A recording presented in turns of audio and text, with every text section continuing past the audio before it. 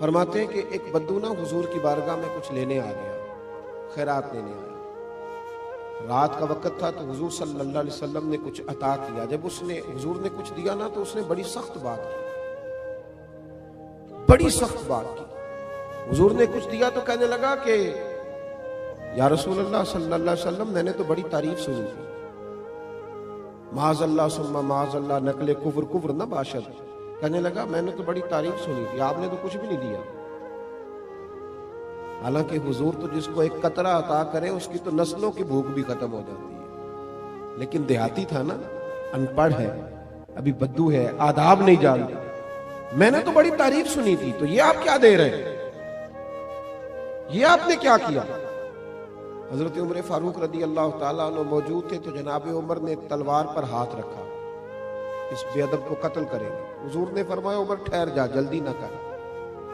हजरत उमर फारूक रदी अल्लाह ताला अन्हु कहते हुक्म पाके मैं ठहर गया तो हुजूर ने उस बद्दू का दामन पकड़ा, हुजूर घर ले गए। घर ले जाके हुजूर ने उसे कुछ और दिया। फरमाया आप क्या ख्याल है? कहने लगा थोड़ा और मिल जाए तो अच्छा है।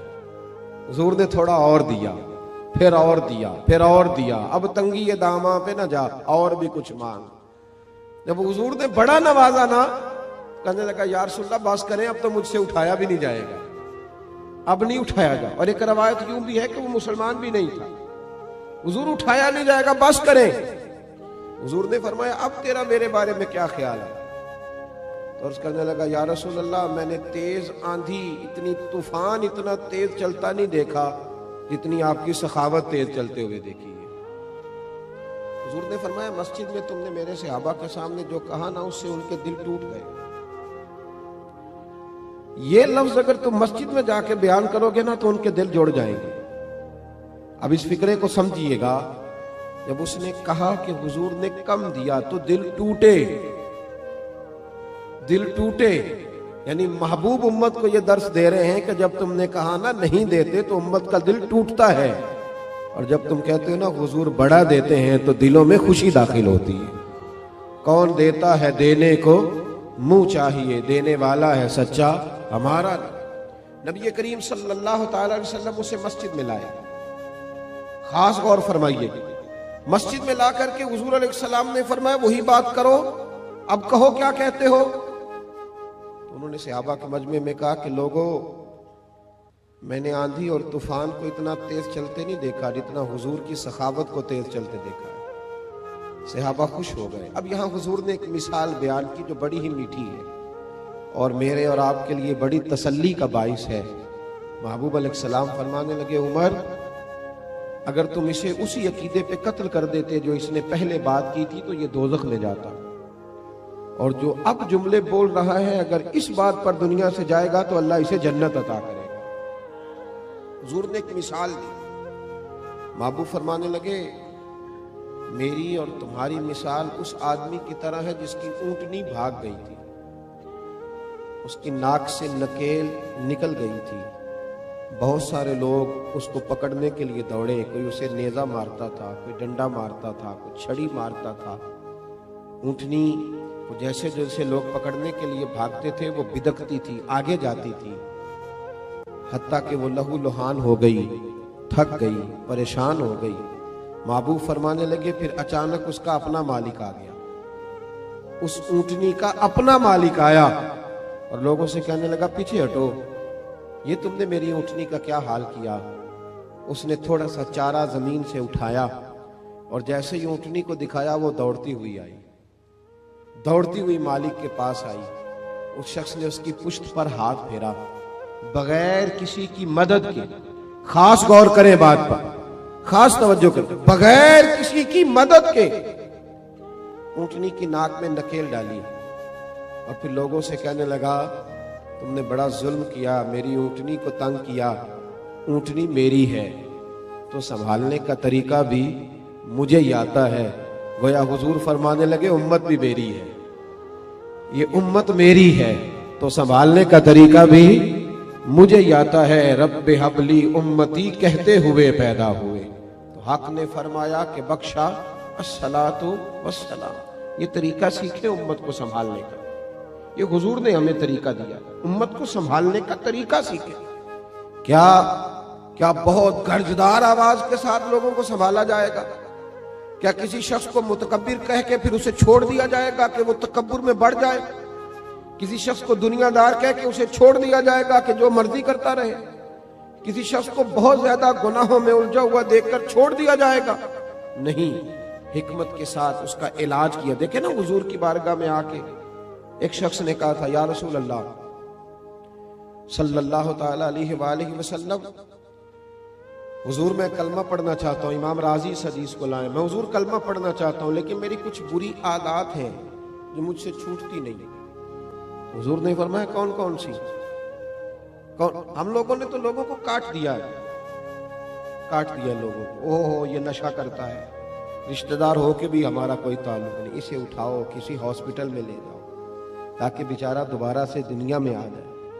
किसी से गलती हो जाती है तो लोग उसे काट डालते हैं, बल्कि इस तरह करते हैं कि मुआशरे से काट दिया जाता है। जब आप प्यार करेंगे, इन लोगों को वापस लाएंगे, ये फिर से सोसाइटी का हिस्सा बनेंगे। इमाम राजी कहते हैं कि उस शख्स ने आके अर्ज की, या रसूल अल्लाह सल्लल्लाहु अलैहि वसल्लम, मेरे अंदर कुछ बुरी आदत है जो मैं छोड़ नहीं सकता, तो उनके होते हुए मैं कैसे कलमा पढ़ूं? हुजूर ने फरमाया, बयान करो। अर्ज करने लगे, या रसूल अल्लाह सल्लल्लाहु अलैहि वसल्लम, मैं माज़अल्लाह ताला नाजायज फेल का, औरतों से नाजायज ताल्लुक रखने का भी आदी।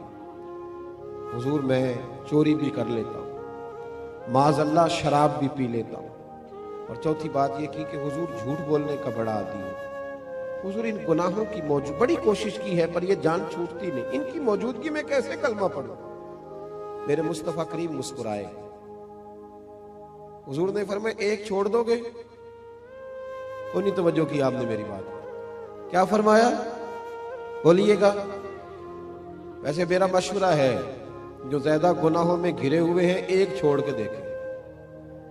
एक बीमारी का इलाज हो जाए तो दूसरी का भी हो ही जाता है। हम सब बीमारियों के साथ जीना चाहते हैं, एक छोड़ के तो देखना भाई, एक एक करके छूट जाया करती, एक छोड़ दे। उसने कहा, हुजूर हुक्म करें, मैं सरदार हूं कबीले का, पर मैं तुमने झूठ नहीं बोलना आज के बाद, ये पहले छोड़ दे, मैं तुम्हें कलमा पढ़ाता हूं। कहा, हुजूर वादा हो गया, झूठ नहीं बोलूंगा। वो कहते हैं, झूठ छोड़ने के वादे पर मैंने महबूब अलैहिस्सलाम ने मुझे दवा दे दी, मैंने कलमा पढ़ा। माज़अल्लाह ताला पहले दिन जब मैं गया तो मुझे एक चीज गिरी पड़ी नजर आई, चोरी भी ना करनी पड़ी, लेकिन किसी की थी।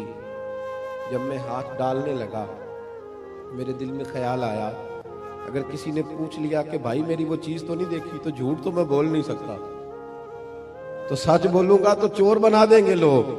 कहते हैं पहले दिन ही वो चोरी वाला मामला तो गया हाथ से। अब मैं जरा आगे बढ़ा तो घर पहुंचते ही शराब की बोतल हाथ में आई। फरमाते हैं, दिल में ख्याल आया कि शराब पी के बाहर निकलूंगा, किसी सहाबी ने, जिनका मैं पीर भाई हो गया हूं, अगर मुझसे शराब की बदबू सूंघ के पूछा कि तुमने शराब पी है, शराब पी है, तो झूठ तो बोल नहीं सकता, तो सच बोलूंगा तो क्या सोचेंगे कि हुजूर का गुलाम होके ये काम करता है। फरमाते रात हुई तो एक खातून के पास गया, माज़अल्लाह सुम्मा माज़अल्लाह, मुंह काला करने को। भाइयों सुनना, कहते हैं जब मैं उसके करीब पहुंचा, हम कलाम हुआ, तो वो कहने लगी, सुना है तूने कलमा पढ़ लिया है, सुना है तू मुसलमान। भाई तुझसे लोग पूछते तो है ना कि बता तू किसका शागिर्द है, लोग कहते तो है ना कि तू फलां का मुरीद भी बनता है और ये तेरा रवैया है, तू इतने बड़े बाप का बेटा है और ये तेरा अंदाज है। लोग पूछते तो है ना कि इतने शानों वाले नबी का कलमा पढ़ते हो और ये तर्ज जिंदगी अपनाया हुआ है, दुनिया के सबसे बेहतरीन मजहब के मानने वाले हो और ये अंदाज फिक्र है। रसूल रहमत सल्लल्लाहु अलैहि वसल्लम के वो गुलाम फरमाते हैं कि उसने पूछा, कलमा पढ़ गया? मैंने सुना। फरमाते दिल में ख्याल आया कि झूठ बोल नहीं सकता और सच बोलूंगा तो क्या हाल होगा। फरमाते वहां से भी वापस आ गया। एक ही दिन गुजरा था, एक ही गुनाह हुजूर ने छड़वाया था और मेरे सारे छूट गए।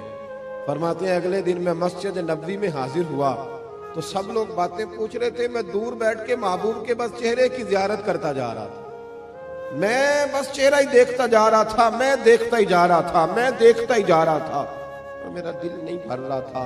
हजरत सिद्दीक अकबर कहने लगे क्या देख रहे हो? तो मैंने कहा इस हिकमतों वाले रसूल को देख रहा हूँ। बात एक बताते हैं, दुनिया भी बन जाती है, आखिरत भी